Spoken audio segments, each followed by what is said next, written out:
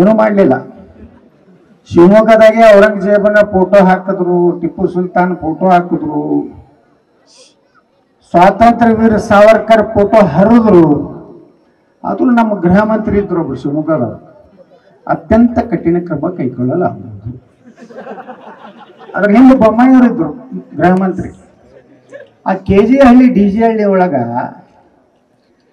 ಪೊಲೀಸರ ಸ್ಟೇಷನ್కు ಹೊಕ್ಕುವಷ್ಟು, ಪೊಲೀಸರ ಮೇಲೆ ಕೈ ಮಾಡುವಷ್ಟು ಘಟನೆ ನಡೆದ್ರೆ ನಮ್ಮ ಬೊಮ್ಮಾಯಿಯವರು ಸಹ ಕಠಿಣ ಕ್ರಮ ಕೈಗೊಳ್ಳಲಾಗುವುದು. ಮತ್ತೆ ಇಂಥವ್ರ ಕೈಯಾಗ ರಾಜ್ಯ ಕೊಟ್ರೆ ಹೆಂಗ್ ಉದ್ಧಾರ ಆಗ್ಲಕ್ ಸಾಧ್ಯ?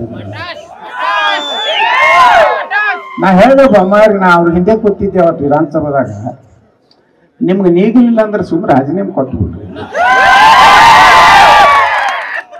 ನನ್ನ ಮಗಳೇ ಈಗ ಅರಗಜ್ಞಾನ ಅಂತ ಕೊಂಡಿರ್ತಾರ, ಮೊದಲು ಕೊಂಡಿರ್ತಿದ್ರು, ಈಗ ನಾನು ಹೊರಗೆ ಹಾಕಿದ್ಮ್ಯಾಗ ನಾ ಹಿಂದಲ್ಲ 2024ನೇ ನಂಬರ್ ನಂದು. ಎಲ್ಲರಿಗೂ ಆಶ್ಚರ್ಯ ಅನ್ಸೋದಂದ್ರೆ ಕರ್ನಾಟಕ ವಿಧಾನಸಭೆ ಒಳಗೆ 224 ಸೀಟ್ ಅದಾವ. ಆದ್ರೆ ಈ ಸ್ಪೀಕರು ಹೊಸದೊಂದು ರೂಲ್ಸ್ ಮಾಡ್ಯಾರ, 225 ಮತ್ತು 226 ಇಬ್ಬರ ಮೇಲೆ ಕುಂಡ್ರಲಕತ್ತಾರ. ಒಬ್ರು ST ಸೋಮಶೇಖರ್ ಹೆಬ್ಬಾರ್.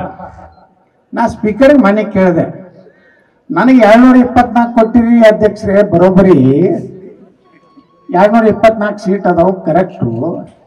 ಈ ಎರಡು ಕ್ಯಾಂಡಿಡೇಟ್ ನನ್ನ ಮಗಳು ಕೂತಾಳೆ, ಒರಿಜಿನಲ್ MLA ಡೂಪ್ಲಿಕೇಟ್ MLA.